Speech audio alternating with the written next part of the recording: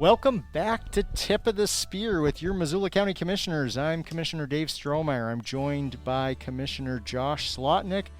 Commissioner Vero is unable to make it today, and we are so very pleased and fortunate to have our Missoula County Elections Administrator Bradley Seaman with us today. So today we're going to just spend a few minutes talking about the election process, the role of election judges, how people can sign up to join the community effort that takes to run a successful election. And before we get into all of that, at a, I guess, more personal level, Bradley, talk to us a little bit about how you came to be the elections administrator and what it is that you do in this role. Well, I came to this like a lot of people whom are coming to be a part of elections right now. I started in 2006 by signing up to serve as an election judge. And I trained and served in a polling place. I started out in East Missoula during a small election, and I just continued to come back. I really loved it. It was a community involvement. It was a great experience, and it was a way for us to celebrate doing our civic duty with all of your friends and neighbors on Election Day. I got hired to work with the county in 2016, and I worked as the election supervisor. As the election supervisor, I helped the election administrator with a lot of different aspects of election administration and worked really closely on scheduling judges and polling places. And then I was hired into this role in 2020, and I've had the opportunity to serve through one of our largest federal elections through the 2020 election cycle and some of our most robust municipal elections as well. Great. So Bradley, the topic of elections has been very much in the news the last few years, nationally, locally. It's something people are really pretty concerned about, more worked up about than at any other time in my life that I remember. Could you review any of the major legal changes that might directly affect Missoula County elections and Missoula County's voters? Well, I think there's been three main changes for this year that are really worth voters and the public being aware of, and it is list maintenance. So at this time of year, we are always reaching out to our voters and confirming their address is correct. A mail ballot's not forwardable, so your address on file with the Postal Service needs to match your address on file with the elections office. We're cross-comparing that list, and we're sending out mailers to voters who have a difference on those two addresses. We're asking them to reach out and say, hey, your address doesn't match on file from the Postal Service to ours. Are you still in Missoula County? Would you like to update your address? Would you like to cancel your registration? We're in the middle of that process right now, and we send two mailers out. One that goes out to the address on file, comes back as return service. The second one that we're doing is going to be forwarding service. So if you did update your address and you now have your mail sent to Arizona or someplace else, it'll get to that address a little bit easier. If both of those don't come back, or if we get a cancellation, we're going to go ahead and move that voter to an inactive status. This is required by law. An inactive voter does not automatically get a ballot in a mail ballot election, but they are eligible to show up and vote at a polling place. So that's our first big change. The other two changes that we've had are really large changes that impact voters on Election Day. It's the elimination of same-day voter registration. Previously in Montana, you could come, you could update your address, you could register as a new voter, you could move from one precinct to another precinct or from one county to another county. And that has been eliminated. So, Bradley, I didn't mean to interrupt, but I just want to get clear on something. How was it that we got to have same-day voter registration in the first place? So, to be honest with you, I'm not totally positive on the years that it came through, but same-day voter registration has not always been an option for Montana voters. It was added in through the legislature and through changes to Montana state law, and this was an amazing safeguard. This made sure that if you were an eligible voter, you had the opportunity to cast a ballot regardless of the fact of whether your registration made it from the motor vehicle department to the elections office, regardless of whether you remembered to register by this deadline. If you were an eligible voter, you got the opportunity to cast a ballot on Election Day, and there were so many safeguards in place to make sure that there was no opportunity to cast a duplicate ballot. So somehow there was a law on the books that allowed same-day voter registration, and that Absolutely. And the legislature, when they were looking at this previously, put it to a vote of the citizens. Do you want to keep same-day voter registration, or do you want to eliminate it? And resoundingly, the citizens said, we want to keep this safeguard for elections. We want every eligible voter to be able to vote. Unfortunately, in the 2021 legislature, that was since removed. With that elimination of same-day voter registration, if you want to update your address or move from one county to another, you need to do so by noon the Monday before the election.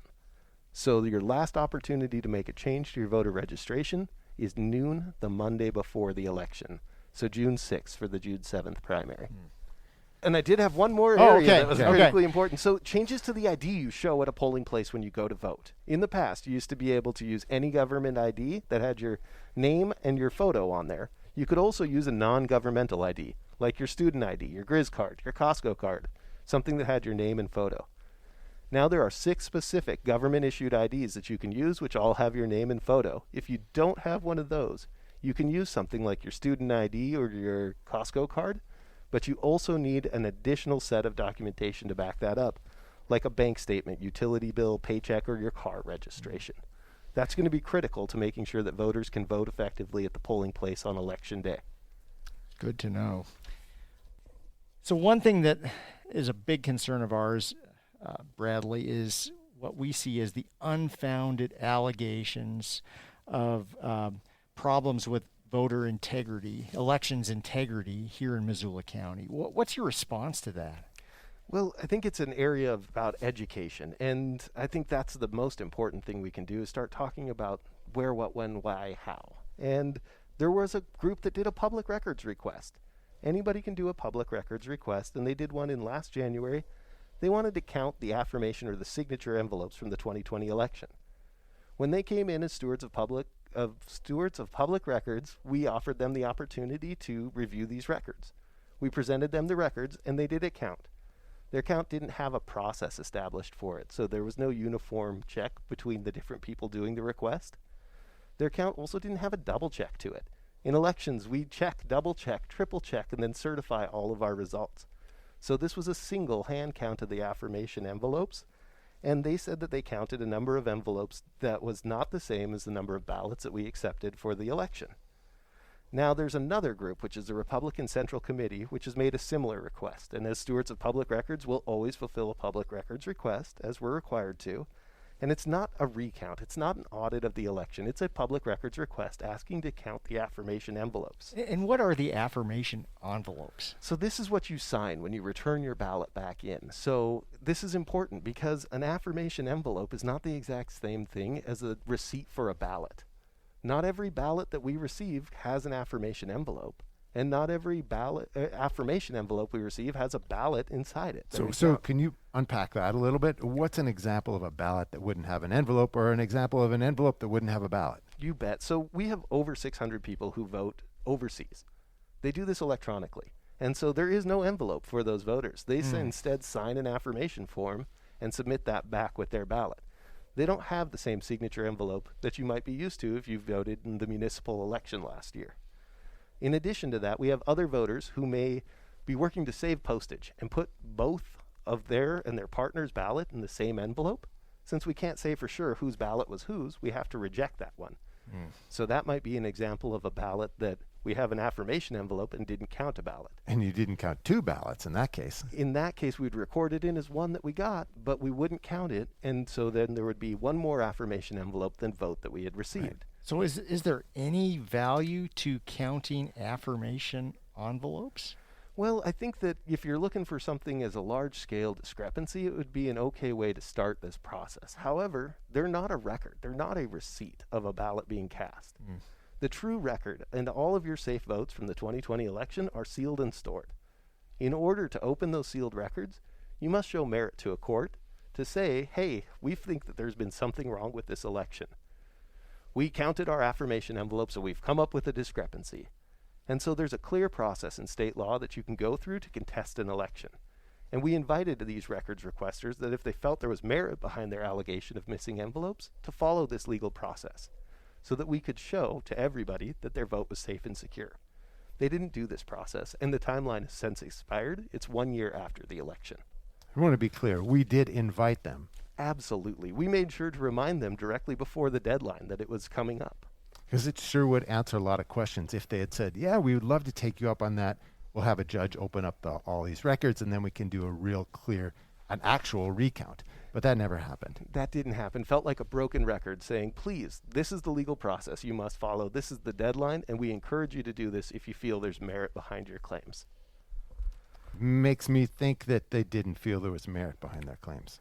You'd have to reach out to those requesters Right. to see the exact reason why. But we have such a detailed process that we follow of working in teams, documenting each step, and ensuring our work is certified by multiple different steps. So it's first certified locally in the canvas, and then again by the state through the federal elections.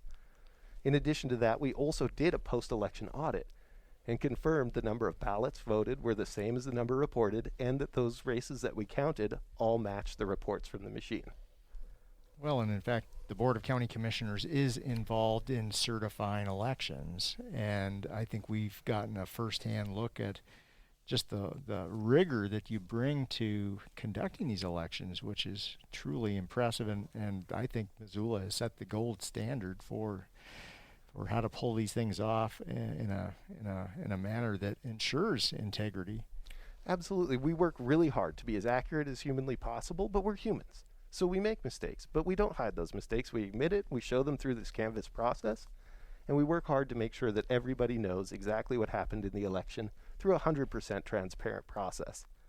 And, one of the biggest things that we've seen is that when we're going through records requests, we updated our processes to match that level of accuracy that we're so used to with our election results.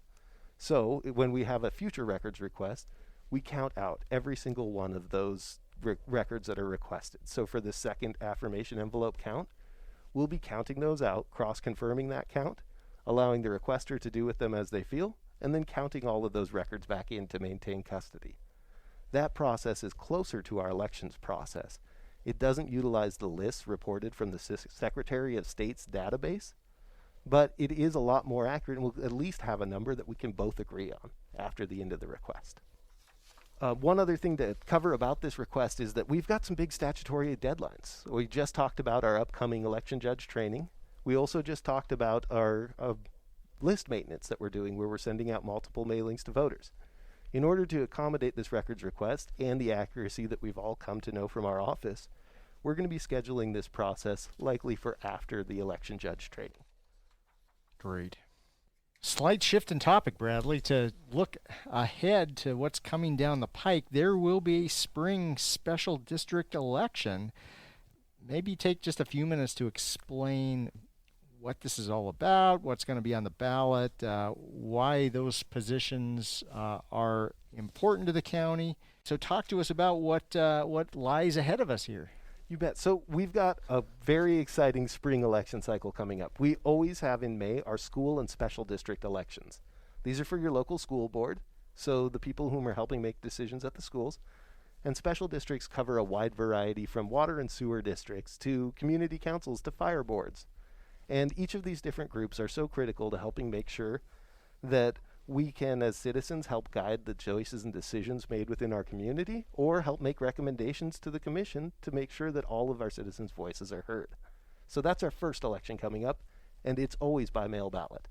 So everybody who is an active voter or a provisionally registered voter gets a ballot in the mail for those elections. But there's a big difference between that and the June election coming forward. We're going back to polling places. Okay. In 2020, there was emergency powers used by the governor to issue a directive that allowed counties to be a mail ballot election.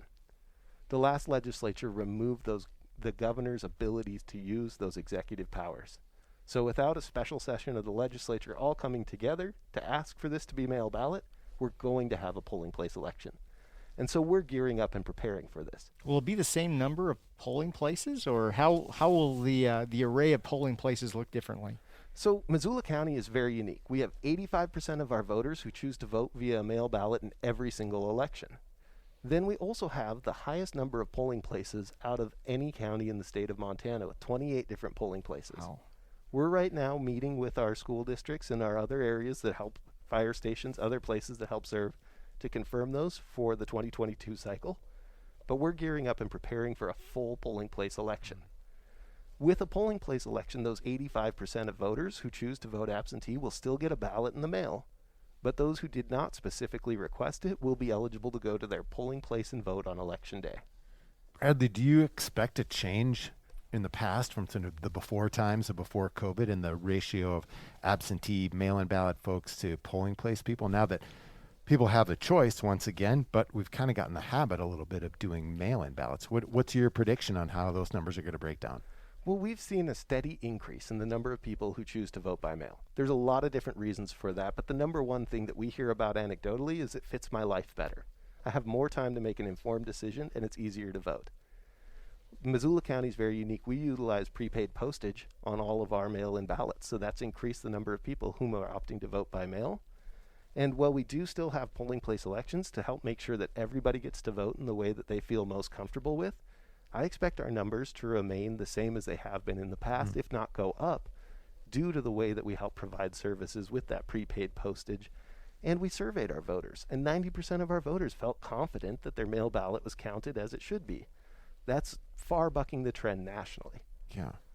So what does it take to put on an election? I know you've got a staff of 5 folks or so, but I've also heard you're looking to set up, 650 election judges? I mean, that's a pretty big fluctuation in staff from 5 to 650.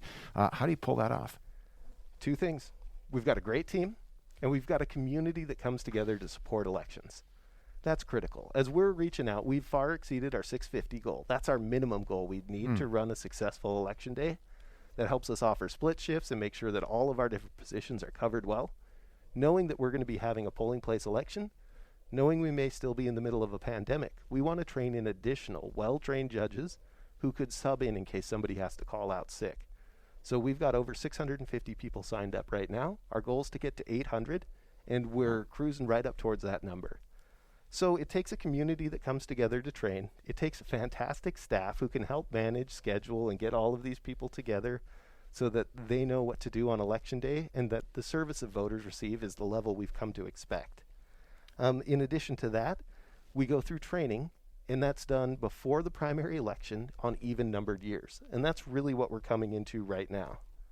So if folks are out there listening and are fired up about this idea of being an election judge, what's the qualifications to be an election judge, and how do you go about throwing your hat in the ring to do that? Well, it's that training, that certification that we're going to be beginning on the 22nd of February. That's about a 3-hour course, and in order to be eligible for that, you need to be 18 years of age, a registered voter in Missoula County, and you need to be eligible to serve both in the June primary and November general election. If you're interested in signing up, you can visit www.missoulaelectionjudge.com, and that will provide you with all the information. We've got a wide variety of course times, and this year we're offering them both in person and online. Oh, okay. Are there some dates you want people to really have in mind as we're headed into election season? Yeah, I think, we want to make sure that people are aware of some upcoming dates and deadlines, specifically because of that close of regular registration and then no more same-day voter registration. So we are going to have a school special district election. That's coming up on May 3rd. And the last day you can send a form in the mail to get registered for that is April 4th. From there, you have till that Monday before the election to come in person. Ballots are going to mail on April 13th, and you'll have to be registered, all of your updates made, by Monday, May 2nd at noon. So that'll be for that May 3rd school and special election. So directly after that, we have our upcoming federal primary election, and that's going to be a polling place election. So you'd need to be on the absentee list to get your ballot in the mail for that. The close of registration's May 9th. Ballots mail on the 13th. And you need to have all of your registration completed in person by Monday, June 6th at noon. Now, note that if you want to check your information, you can go to www.myvoterpagemt.com. And you can check your own personal information to make sure it's all up to date. That's going to tell you where you're registered. That's going to tell you your mailing address to help you double check. And it's going to let you know if you're getting your ballots in the mail. Oh, can you say that again just one more time? You bet. It's www.myvoterpagemt.com. Thanks. So that's going to let you know all your information to make sure you're prepared and ready for the upcoming election. That is super helpful information. Thanks. Bradley, if there's one thing you want people to really know about our elections, especially in this climate right now where there's people throwing stones nationally and locally with, I'd say, real dubious motives and no real ground to stand on, and that's me saying that, not you. What do you want our locals, our people to know, our Missoula County residents to know about our elections? I think it's that your vote is safe and secure. Your vote has been safe and secure. And if you have questions about this, we are working so hard to make sure that voters understand our process and that our transparent process is easy to access. We're going to be hosting tours as we're doing these individual processes right before the election. So it's an opportunity to come in and see for yourself firsthand all of the checks and balances. Fantastic. That's great. And as we've been closing with these podcasts lately, we like to ask our guests if you've been reading any good books lately. Of course, I just mainly do scratch and sniff these days, but I hear there are good books out there. Well, in addition to the Election Judge Handbook and Montana Title 13 election laws, I started reading a couple of other fun books, and I recently started reading The Art of Racing in the Rain. And Is this a bike racing? Well, it's about a dog, and a dog that wants so much to please its owner, do great in life, and come back as a human. Oh. And for me, who's always wanted to do so great in life and come back as a dog, it's been a fantastic book. Perfect. Well, You got anything you read or run across lately or want to pass on? no, I don't. I wish I did. I've been reading a lot of email lately, and I got deep. nothing for you, Josh. Oh, good. Oh, well, I have actually. Good. Yeah, there is a book that I usually read a paragraph a night and then fall asleep. No, Nice. it's much more engaging than that. It's called The Pyrocene by Stephen Pine, a noted fire historian, and Pyrocene. the All of a sudden, that name makes sense now. It does. We are in an era that might be defined by fire in a different way. So, you were going to say yourself, No, Josh. I finished reading one that I really enjoyed, a little lighter than usual, but it was really quite enjoyable, by Nick Offerman, called Where the Deer and the Antelope Play, where I felt like he wrote this book specifically for my demographic, which kind of felt strange to be such a target market, but I really enjoyed it. Well, folks out there, go to your local book purveyor and Buy get a some few of these things. copies. Yes. Yeah. Missoula County Library has that on hold right now. There you There go. we It's- go. It's a good one. All right. And there's a Montana section in that book. Thanks so much, Bradley. We Hey. really appreciate all the work that you and your Really, staff keep do. it up, and thank you. Thank you. Thanks for having me, guys. I really Absolutely. appreciate it. Thanks.